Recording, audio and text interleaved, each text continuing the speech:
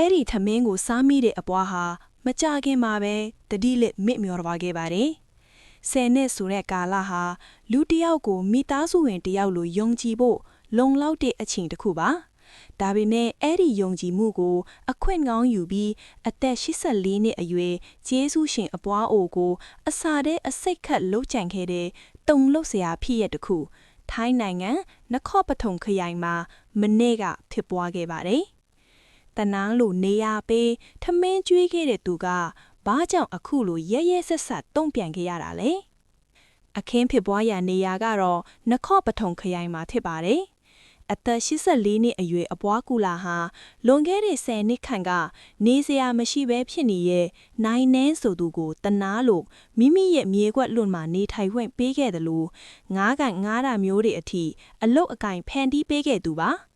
နိုင်နှင်းဟာအပွားလိုအိမ်ကိုအမြဲဝင်ထွက်သွားလာပြီးထမင်းတောင်းစားနေကြမှုအိမ်ကခွေးတွေနဲ့တောင်ရင်းနှီးနေသူဖြစ်ပါတယ်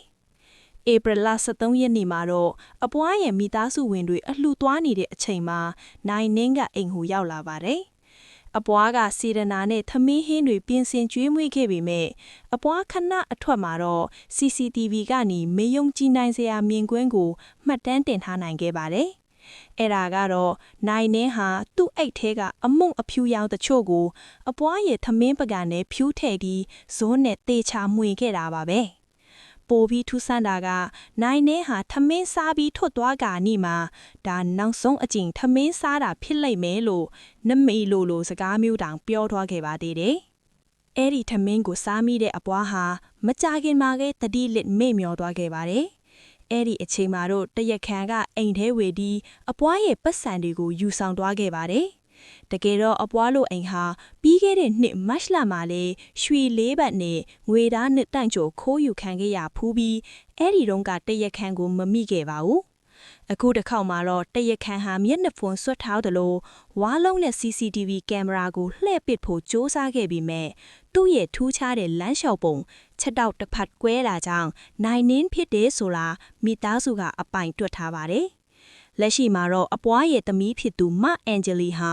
ဆိုင်မိုင်တောင်ရော့ဆိုတဲ့လူမှုကူညီရေးအဖွဲ့အစည်းကိုတွားရောက်တိုင်ကြားခဲ့လို့ဒီတဲ့နေ့ဟာထိုင်းနိုင်ငံမှာအတော်လေးလူပြောများနေခဲ့ပါတယ်။လက်ရှိမှာအပွားဟာစီးရုံမှာအထူးစောင့်ကြည့်ကုသမှုခံယူနေရပြီးဆိုင်မိုင်တောင်ရော့အဖွဲ့ကတော့ဒါဟာလူတက်ဖို့အထိကြံစီတဲ့အမှုမို့ကျူးကျော်မှုခိုးမှုတွေအပြင်လူသက်ရန်ကြိုးစားမှုနဲ့ပါပြင်းပြင်းထန်ထန်အရေးယူဖို့ရလဲတပ်ဖွဲ့ကိုတိုက်တွန်းထားပါတယ်။တနာလိုနေရာပေးခဲ့တဲ့ဂျေဆုရှင်အပေါ်ခုလိုရဲရဲဆက်ဆက်လှုပ်ရက်တဲ့အပေါ်ပရိသတ်ကြီးကတော့ဘလို့မြင်ကြလဲခင်ဗျာ။အခုလိုထူးခြားတဲ့သတင်းတွေကိုမျက်ခြေမပြတ်သိရအောင်ကျွန်တော်တို့ရဲ့ channel ကိုလေး subscribe လုပ်ထားကြပါအောင်ခင်ဗျာ။အားလုံးကိုကျေးဇူးတင်ပါတယ်။